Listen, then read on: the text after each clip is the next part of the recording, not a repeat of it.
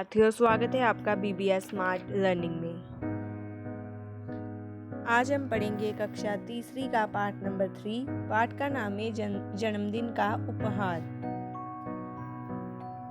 सबसे पहले page number 34 पे यह भी जाने, ईमानदारी व्यक्ति को अच्छाई के रास्ते पर ले जाती है जो वास्तव में खुशी देता है।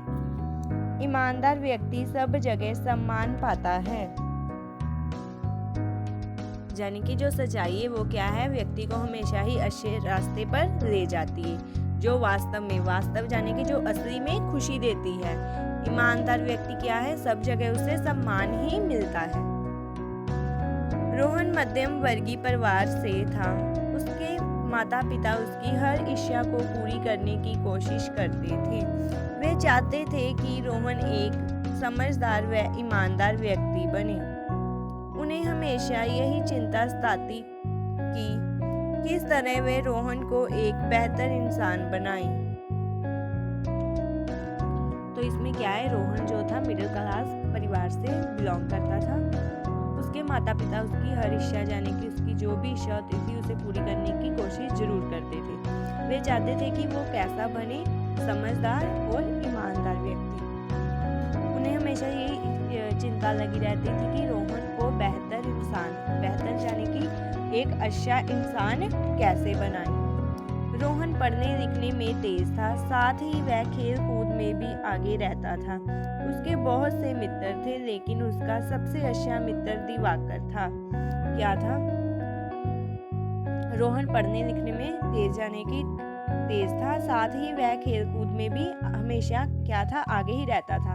उसका मित्र यानी कि उसका दोस्त कौन था, दिवाकर गरीब लेकिन स्वाभिमानी था। रोहन व दिवाकर साथ साथ स्कूल जाते और साथ ही वापस लौटते थे। रोहन अपने खिलौने, किताबें और सभी कुछ दिवाकर को दिखाता था। जो दिवाकर था वो क्या था, स्वाभिमानी यानी कि वो दूसरों का एहसान नहीं लेता था। रोहन व दिवाकर क्या थे, एक साथ ही स्कूल जाते थे, साथ ही वापस आते थे। और रोहन क्या करता था, खिलौने, किताबें और सब कुछ दिवाकर को दिखाता था। रविवार को रोहन का 7वां जन्मदिन था। पापा ने रोहन से वादा किया था कि इस जन्मदिन पर उसे साइकिल उपहार में देंगे। रविवार भी आ गया। सुबह सुबह रोहन की माँ उसके कमरे में पहुंची और बोली, रोहन जल्दी उठो बेटा, देखो मैं तुम्हारे लिए क्या लाई हूँ। क्या था, रविवार यानी कि रविवार को उसका कौन सा जन्मदिन था, 7वां। और उसके पापा ने क्या वादा किया था कि उसे उपहार में क्या लेकर देंगे, साइकिल। रविवार भी आ गया था। सुबह सुबह क्या थी, रोहन की माँ उसके कमरे में पहुंची और क्या बोली कि उठो बेटा, मैं तुम्हारे लिए क्या लेकर आई हूँ, देखो।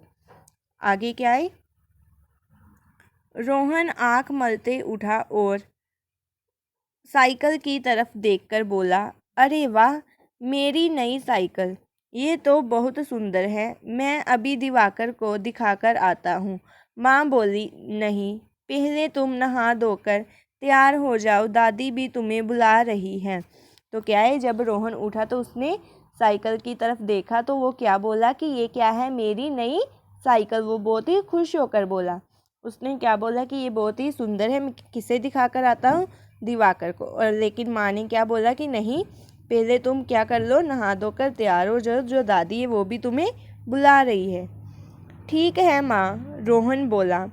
रोहन नहा धोकर दादी के पास पहुँचा और बोला, दादी आज मैं 7 साल का हो गया हूँ, अब मैं बड़ा हो गया हूँ। दादी ने हंसते हुए कहा, हाँ साहबजादे, तुम बड़े हो गए हो।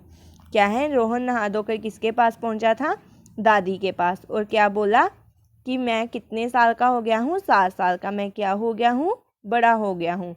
और दादी ने क्या बोला हंसते हुए कि साहबजादे तुम क्या हो गए हो, बड़े हो गए हो। ये लो तुम्हारे जन्मदिन का उपहार। कहते हुए दादी ने रोहन के हाथ में 500 रुपये का नोट रख दिया। रुपए पाकर रोहन बहुत खुश हुआ और बोला, धन्यवाद दादी, अब मैं दिवाकर को अपनी नई साइकिल दिखाने जाऊं। दादी बोली, जाओ। क्या था, उपहार में दादी ने क्या दिया था, 500 रुपये का नोट। तो नोट पाकर क्या था, रोहन बहुत ही खुश हो गया था। उसने दादी को क्या बोला, धन्यवाद। उसने क्या बोला कि अब मैं कहाँ पे जाऊँ, दिवाकर को साइकिल दिखाने, और दादी ने क्या बोला, जाओ। तो विद्यार्थियों, आज हम ये चैप्टर यहाँ तक ही पढ़ेंगे। तो अगली वीडियो में हम इसका जो आगे का भाग है वो पढ़ेंगे। तो तब तक आपने यहाँ तक अच्छे से सुनना है और समझना है।